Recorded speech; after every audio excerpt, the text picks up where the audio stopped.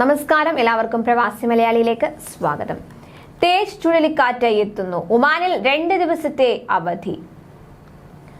അറബിക്കടലിൽ രൂപം കൊണ്ട തേജ് ചുഴലിക്കാറ്റിന്റെ പശ്ചാത്തലത്തിൽ ഒമാനിൽ 2 ദിവസം അവധി പ്രഖ്യാപിച്ചു. മുൻകരുതലിന്റെ ഭാഗമായാണ് പൊതു സ്വകാര്യ മേഖലകളിലെ ജീവനക്കാർക്ക് നാളെയും മറ്റന്നാളും അവധി പ്രഖ്യാപിച്ചത്. ഒമാനിലെ ദോഫാർ ഗവർണറേറ്റിലെയും അൽ വുസ്ത ഗവർണറേറ്റിലെയും അൽ ജസാർ വിലായത്തിലെയും പൊതു സ്വകാര്യ മേഖലയിലെ ജീവനക്കാർക്കാണ് അവധി ബാധകം.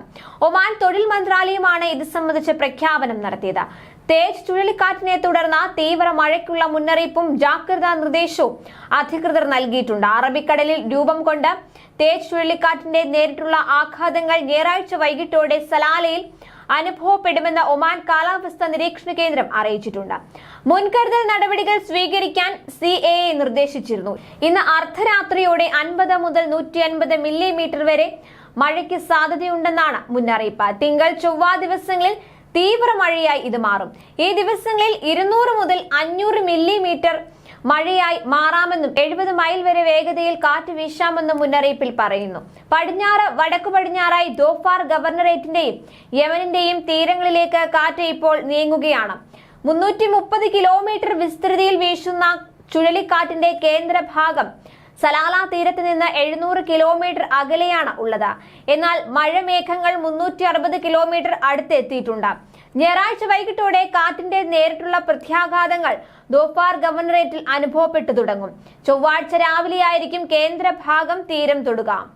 ദോഫാർ ഗവർണറേറ്റിനും യമനിലെ അൽ മഹ്റ ഗവർണറേറ്റിനും ഇടയിലൂടെ ഇത് കടന്നുപോകാൻ സാധ്യതയുണ്ടെന്ന് മുന്നറിയിപ്പിൽ പറയുന്നു. അതേസമയം ഒമാനിൽ റിക്ടർ സ്കെയിലിൽ 1.6 തീവ്രത രേഖപ്പെടുത്തിയ ഭൂചലനം അനുഭവപ്പെട്ടു. സുൽത്താൻ ഖാബൂസ് സർവകലാശാലയിലെ ഭൂകമ്പ നിരീക്ഷണ കേന്ദ്രമാണ് ഇക്കാര്യം അറിയിച്ചത്. ശനിയാഴ്ച രാവിലെ 10 മണിയോടെ സൂറിൽ അനുഭവപ്പെട്ട ഭൂചലനത്തിൽ പ്രദേശവാസികൾ വലിയ രീതിയിലുള്ള പരിഭ്രാന്തിയിലാണ്. സൂർ വിലായത്തിന് 57 കിലോമീറ്റർ വടക്ക് കിഴക്കായാണ് ഭൂചലനം രേഖപ്പെടുത്തിയത്.